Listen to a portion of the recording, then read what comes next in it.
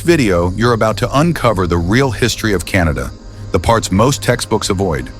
You'll see how a land shaped by ice became home to ancient civilizations, how European empires fought brutal wars over fur and fish, how Canada nearly collapsed multiple times, and how dark chapters of betrayal, displacement, and silence still echo today.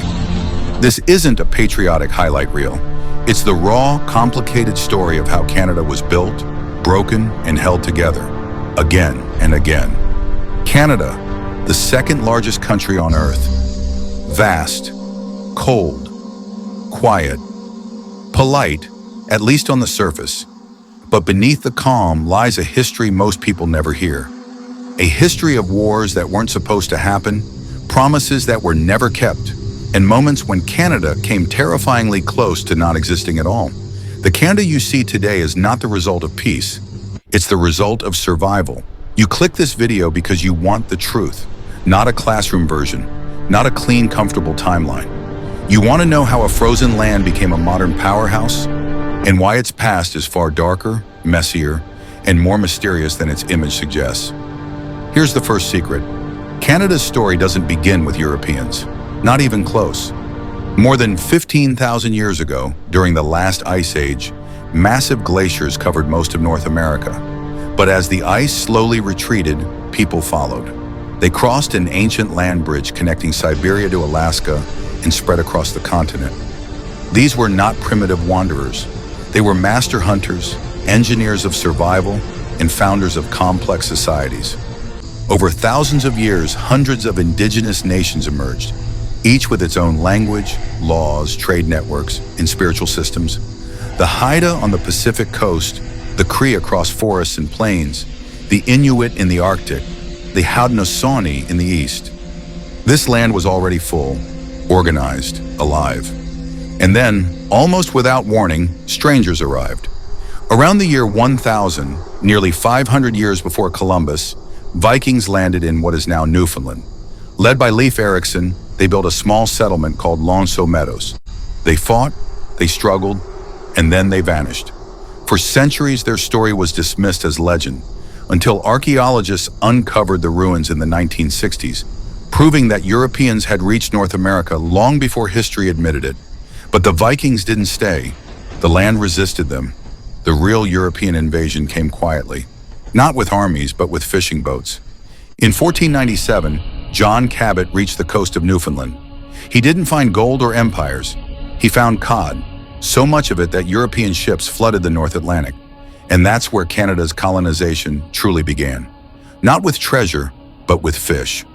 While Spain looted South America, France and Britain turned their eyes north, fighting over trade routes, resources, and influence. Then came the fur trade, and everything changed. French explorers pushed inland, following the St. Lawrence River deep into the continent. Beaver fur became more valuable than gold in Europe, and Canada had millions of beavers.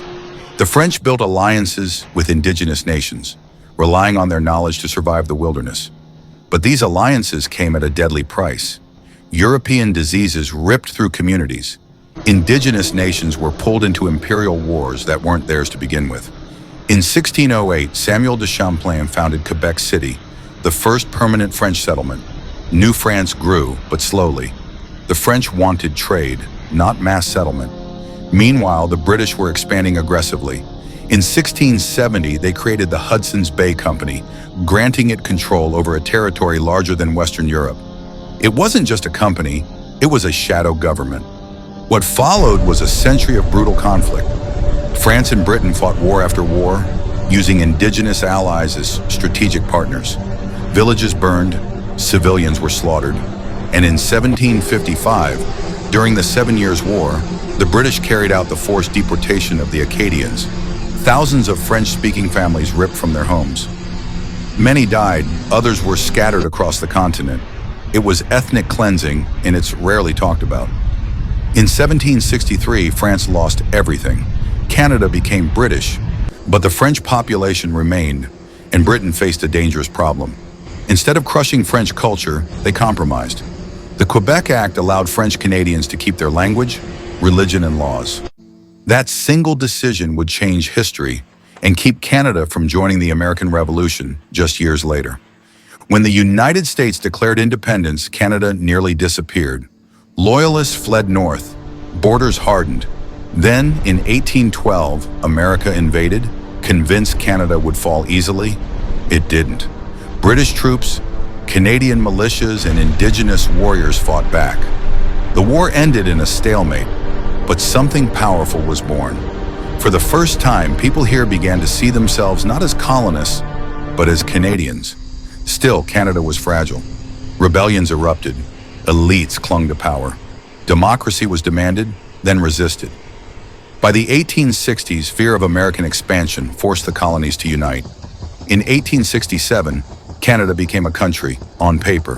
4 provinces, 1 fragile union, and a promise to expand west.